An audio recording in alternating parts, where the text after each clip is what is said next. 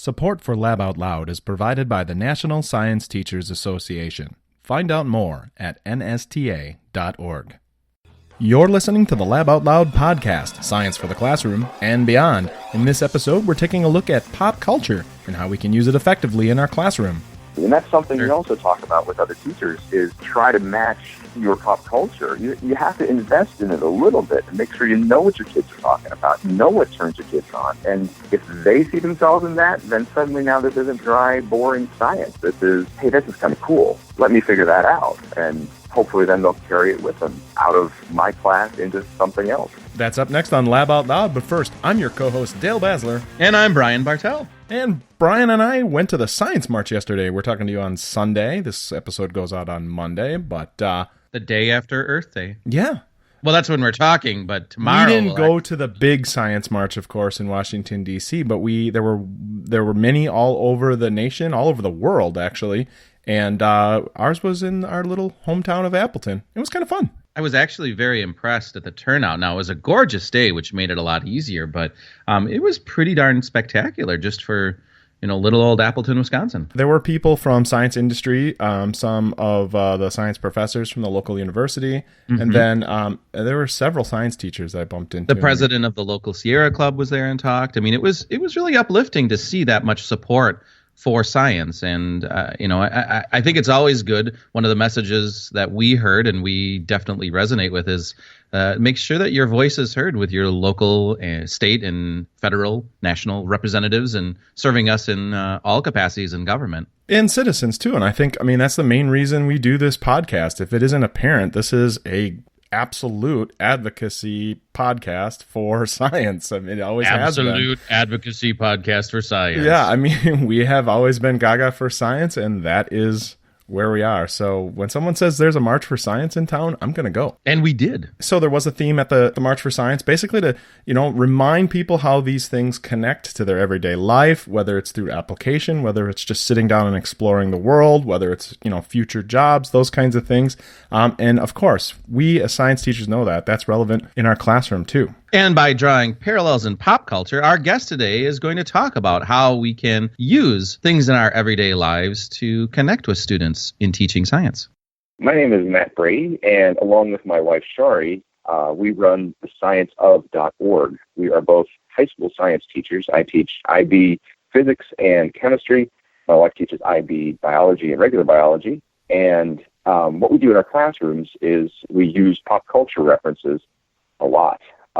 To kind of act as a Trojan horse for science, that we use them to increase student engagement, and student interest, and student kind of stickiness and attachment to science topics. And we found it works really, really well in our classroom. And then on the website, the scienceof.org, I write articles that kind of tie pop culture things into science and show the way I do these things in my classroom, if other teachers are interested, or just kind of write about things that catch my interest and are kind of interesting. How long have you both been teaching? My wife has been teaching for 13 years, and I've been teaching for 8. It's a kind of a second career thing for both of us. My wife originally came to teaching the lateral entry thing from managing a lab at Wake Forest University. And were you both in marine biology? We met. I was reading your About Us contact us. Yeah. We met. We both met when we were getting our master's degrees in marine biology in Charleston, South Carolina, and I was moving on to get my PhD in physiology and pharmacology.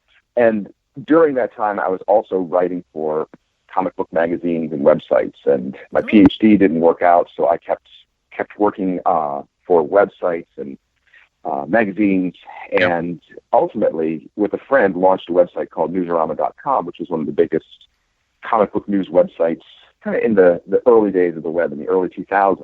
And we ran that for 10, 12 years. My wife actually was acting as kind of our de facto accountant on it at the time. And we were bought by a different company. We were actually bought by Imaginova, which runs Space.com and Live Science on those sites.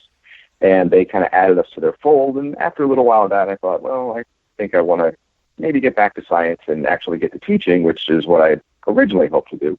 And so I made a lateral entry jump over to education, to teaching high school. And that was 8 years ago. So been doing this ever since. So I kind of brought the pop culture from that previous life into teaching, and it's working out really well. So how many times does your wife have to correct people on the pronunciation of her first name? Because I was about to say Sherry, but I'm assuming. Yeah, she. It makes it worse. I have a cousin that spells it the same way, and she's Sherry, and my wife is Shari. But yeah. Yeah, that does hurt. Right now, she's more. Yeah. Right now, she's more interested in making sure people don't say Miss Brady, that they say Dr. Brady, because she actually has a PhD. Yeah, that helps. Yes, of course. We're looking through your website a little bit, and I'm impressed. First of all, not only because you have I'm reading the one on The Expanse that you just put out, Life Imitating Fiction, More Parents, More Problems.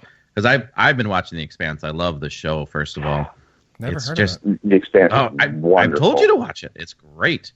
Where is it? How do I find it? Sci-fi. So how much you get into this? You talk about using like pop culture. I am a high school teacher, so the website is a labor of love. I mean, but my wife and I are both, by day high school teachers, and on any given day we are worried about scores and lesson plans and periods 1 through 4, and what am I doing during planning, and what meeting do I have to go to. This stuff is nights and weekends, and like we are here. You're talking to me in Chicago right before the C2E2 conference, which we're presenting at, kind of as the science of, and just science teachers that use this as a means that other teachers might want to use as well. So right now, it's a little bit of a sidelight. It's growing a bit, I guess, in intensity, but it's a side thing right now. But yeah, during the day we are teachers. So pop culture, what kind of topics have you covered in the past? Some of your most popular?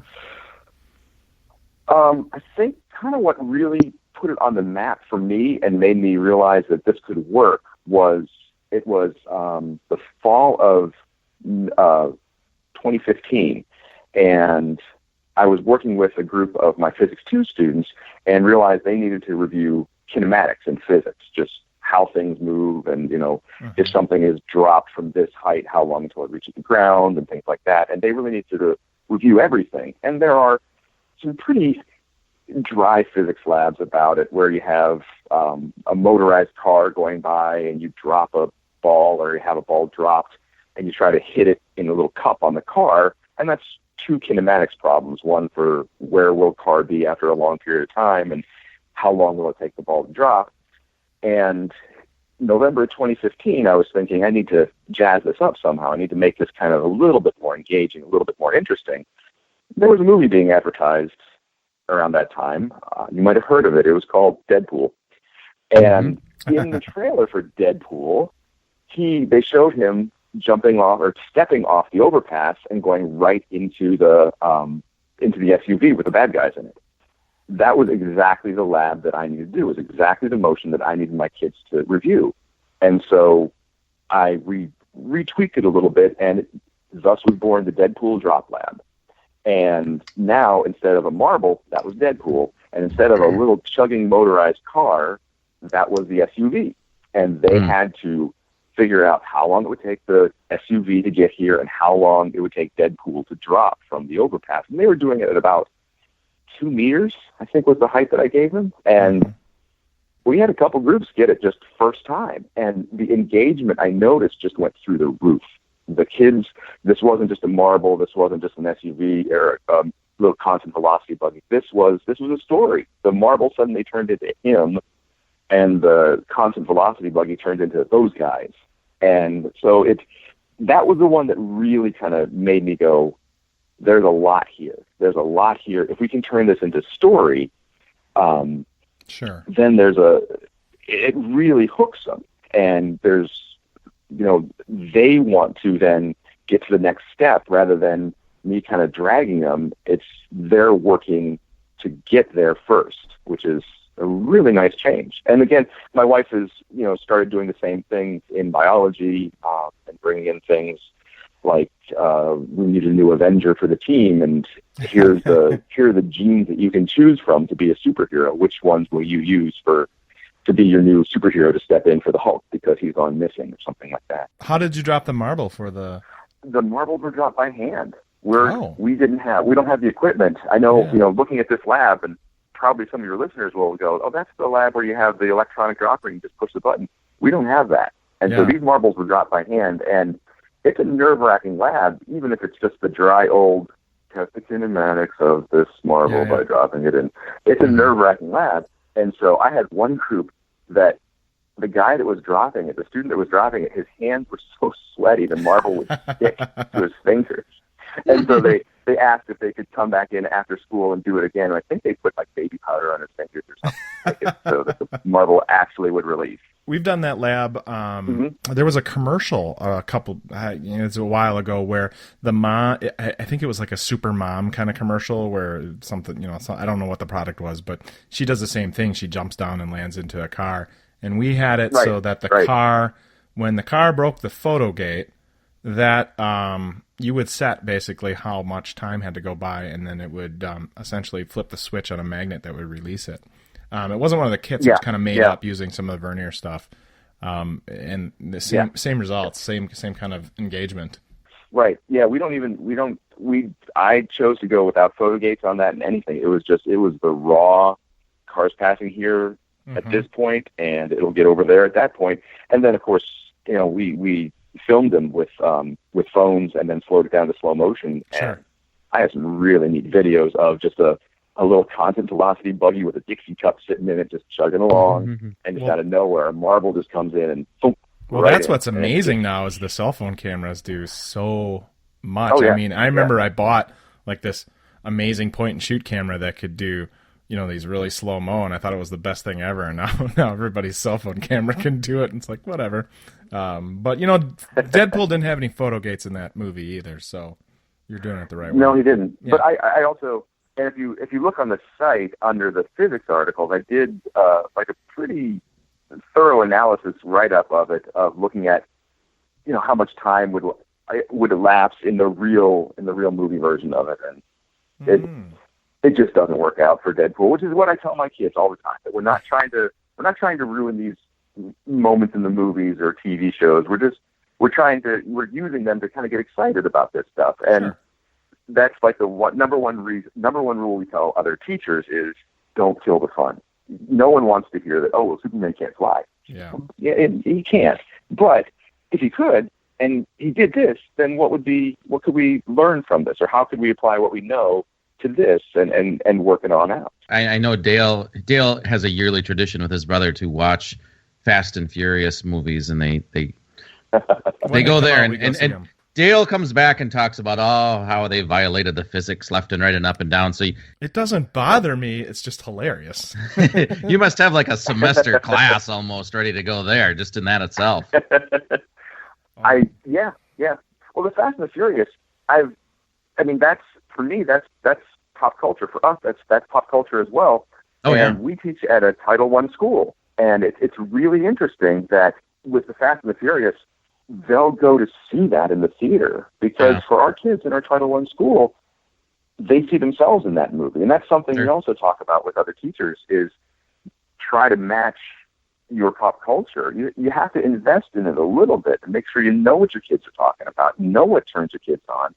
And for our kids, our school, which is a healthy mix of Hispanic and African American kids, and kind of a minority of white kids, they see themselves in the Fast and Furious. I think there have been articles written about that of how Vin Diesel isn't Captain America, but he's Captain of all America in a way that they really see themselves in that. And if they see themselves in that, then suddenly now this isn't dry, boring science. This is, hey, this is kind of cool. Let me figure that out. And hopefully then they'll carry it with them out of my class into something else. And I have a number of students that come back and that will say, I was telling my dad about what we did in school today, and he just thought it was kind of cool that we were talking about, in the Fast and Furious, how this couldn't really happen, but, it would mean that the car would have to be breaking the sound barrier at this point.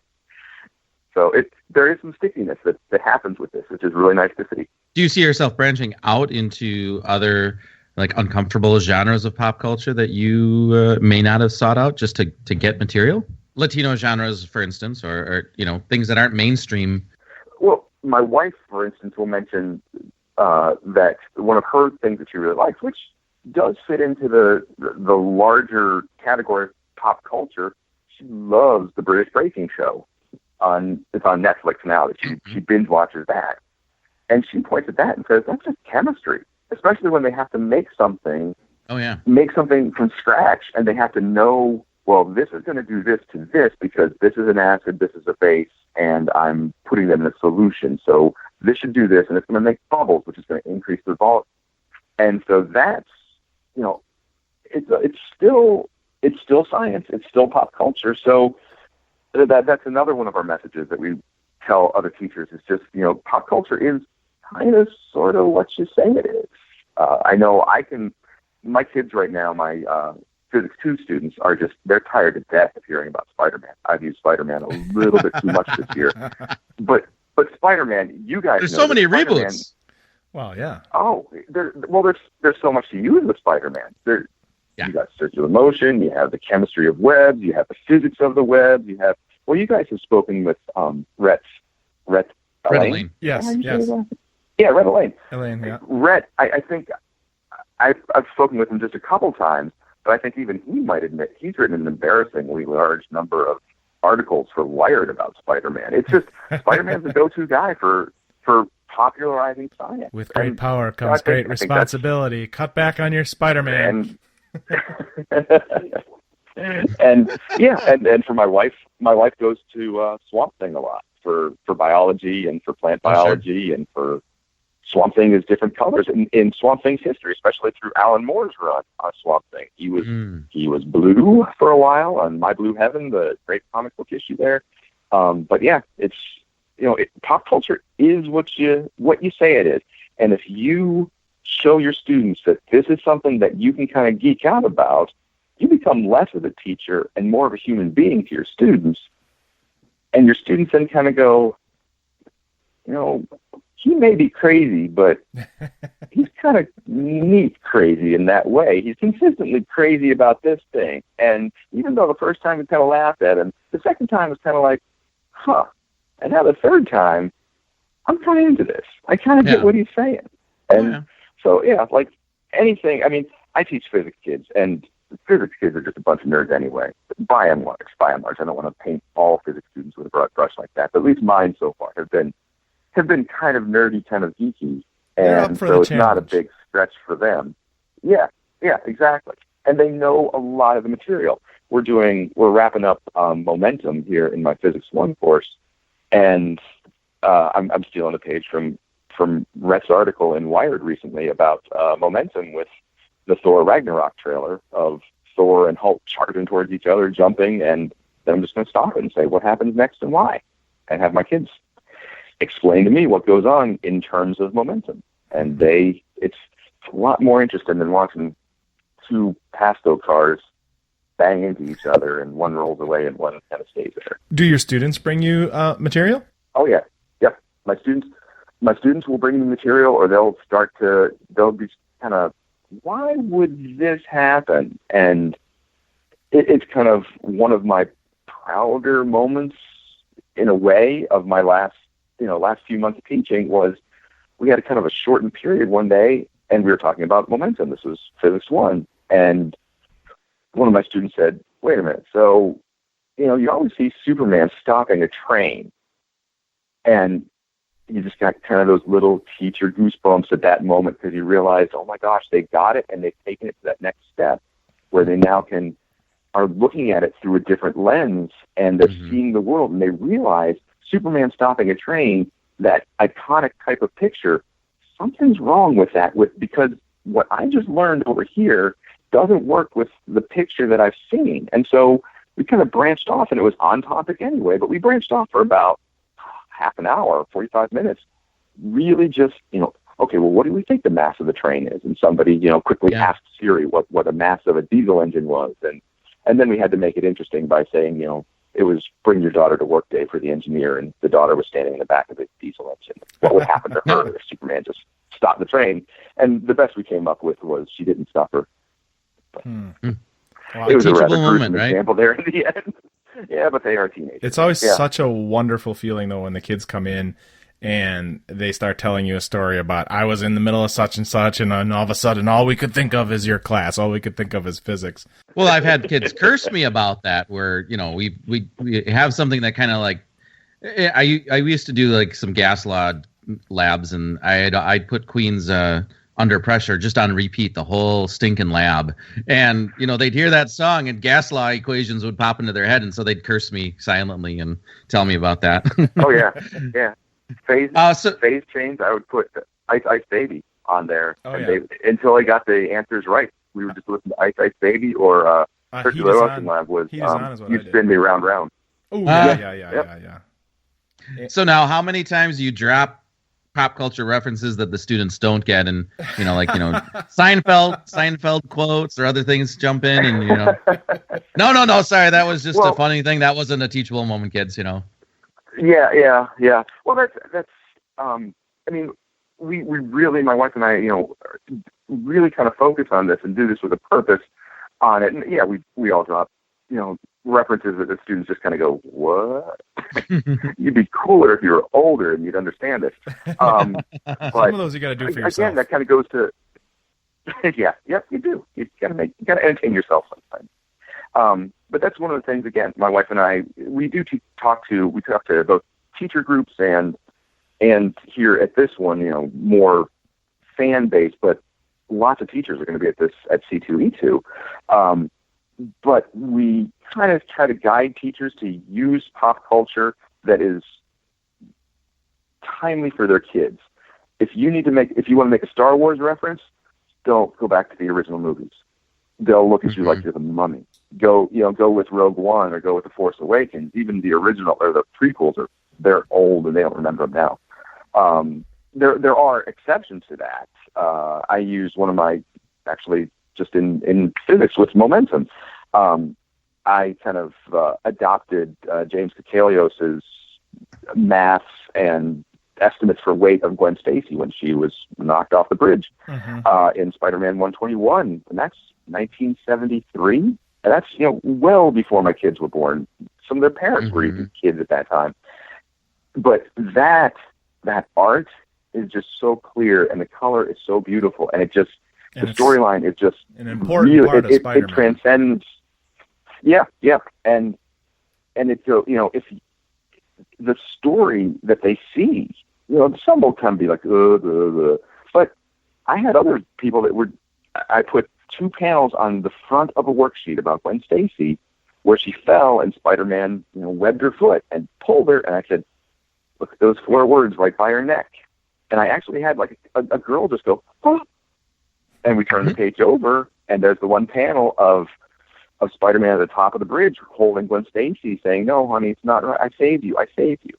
And I actually had some people that were just like, oh, man. And so then we got onto the physics of, you know, what force did Gwen experience? And if you were a hero in this city that a villain came in and just his idea of a bad time was picking people up and dropping them, how would you be a better hero than Spider-Man? And they had to figure that out for homework. But so popular culture is popular culture. It's timely. And the more relevant it is and the more now it is for your kids, it's an easier sell. With something like Amazing Spider-Man 121, and yeah, that has been used. I think that scene was done in Amazing Spider-Man 2, but not as well. No. I kind of had to build it up. You have to invest a little bit in storytelling with your kids to get the buy-in on that. And so do you get times where students are like, oh, I just don't want to come to school the day after Guardians of the Galaxy Volume 2 gets released, because I know we're going to have homework.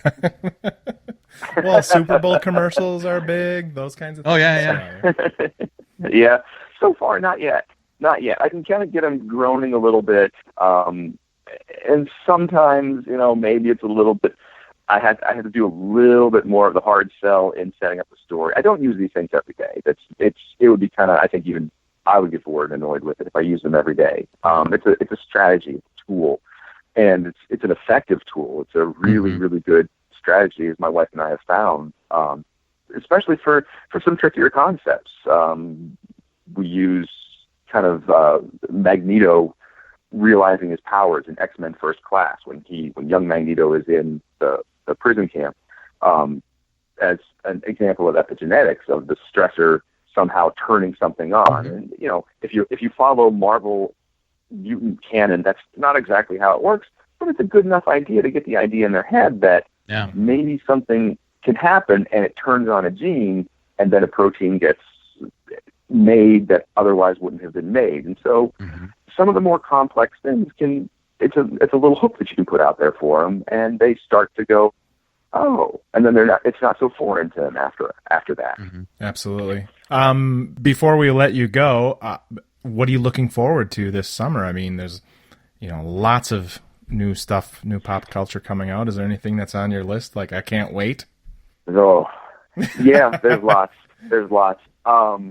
I regularly watch like all the CWDC shows and kind of pull at those things to see what works out. And there's just so much. There's more than you can do on kind of on a week, on a daily basis even. Of course, Guardians of the Galaxy should have some neat things in it. Wonder Woman looks like it's going to have some neat things in it that might be able to pull out. Thor later in the year. Yeah. Some other things here and there. My kids were telling me, I haven't caught up yet like you have, the new Fast and the Furious movie. But my kids were telling me some things in there that were kind of cool. So it's really just a hit and miss of what's interesting. And sometimes it's even, we have this library, and I'm kind of one of the firm believers that nostalgia is dead, and that there's not necessarily anything that's old anymore as long as it's kind of cool. So I will use, I used a clip from The Expanse. I think it was, I don't know what episode it was. It was in the first season when they were running to the Roci, and the gravity turned off in the ship that they were in. Yeah. And it was a beautiful example of Newton's third law that Holden and Naomi were running there, and they started floating, and he clipped on, kicked her, and he went the opposite way, and she went forward, and that pushed him back down. And I use that clip every year now, and it's still, thankfully, it's still cool enough that it gets their attention because there's gunshots and it's loud and it's what people are floating. So I love it reminds me when you see stuff like that. Like I remember seeing it with the new Star Trek reboot, where the ship explodes on the inside and you hear the noise, and then all of a sudden it goes to the outside and it's nothingness, silent, and you're like, yeah, that's it. Well, Battlestar Galactica, the new one, did a good job of that too. Yeah. But speaking of Star Trek, I have used that exact scene that you're talking about as an example of kind of set up a bulkhead in my room and say, okay, here's the wall of the ship. Now there's just explosion. Set up a bulkhead in my room. Screaming. Well, it's an imaginary bulkhead. but you see the crew member screaming. You hear this crew member screaming, and she gets sucked right out. And as soon as she crosses that line, there's nothing. And I show it to him, and I say, why? Why? Explain it to me. Why is that like that?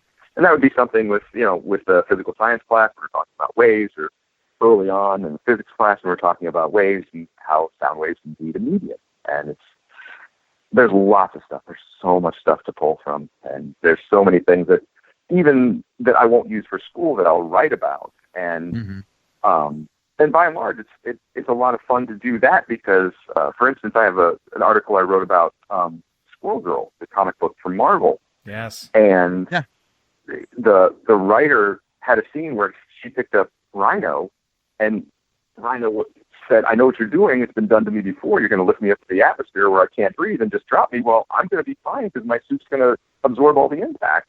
And so he started punching her, and she just said, ow, stop it, let go. And she let go of him, and he started falling, and she started falling. And so they had this conversation while they were both falling. And in the gutter, the writer of Squirrel Girl wrote, this actually works because there's enough oxygen up there that they could be breathing, and I did the math, and they have enough time to have this conversation. And I read that, and I kind of thought, let's see.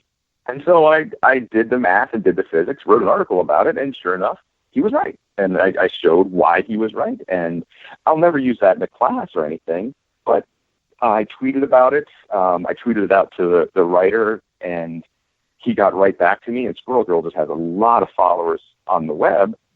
And he got back to me and said, "This is so cool that someone did this. I love this. That this kind of thing attracts this attention."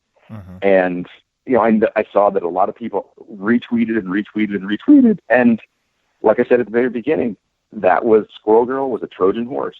That it's a neat, good comic that now has some science in it. And so now, hey, maybe some people will get interested in science. Kind of like, I'm not sure, what your guys' background is, but, I grew up on Star Trek thinking, why can't we? That's neat. Why shouldn't we? And then that led, I can follow a straight line from Star Trek to Star Wars to Cosmos, the original Cosmos with Carl Sagan, to more and more and more science up through, Bill Nye the Science Guy, the original. And kind of leads me to where I am today, doing what I'm doing. So, Matt, I have one last question for you. I'm thinking about the science teacher who is maybe listening and thinking, this is a great idea, but, I don't feel comfortable doing that in my classroom. Do you have a softball, is there a gateway pop culture reference that they can just insert tomorrow? What's your go-to, this is going to work? Well, two things. One, on our website, we have an article called Engagement with Pop Culture in Your Science Classroom, which is kind of a how-to, actually. We've adopted it, and we have it for a handout little brochure that we're giving out here at C2E2, and I'll have a PDF copy of that up on the site shortly, which kind of encapsulates what I've been talking about how we approach it and just some guidelines to doing it. As a gateway, it really depends, of course, on what you're teaching. I would go to a quick one would be Flash. It's flashy, can I say, and interesting to see, and of course, really catches the interest of, here's a guy who can run really fast. Okay, well, how do we figure out speed? Well, how far did he run and how long did it take him?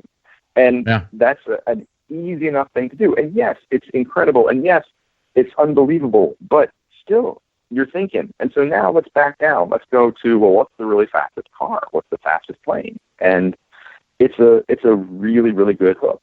And of course, if you want another softball one too, you can't go wrong with Spider-Man. Spider-Man, he's the gift from Stan Lee and Steve Ditko that just keeps on giving.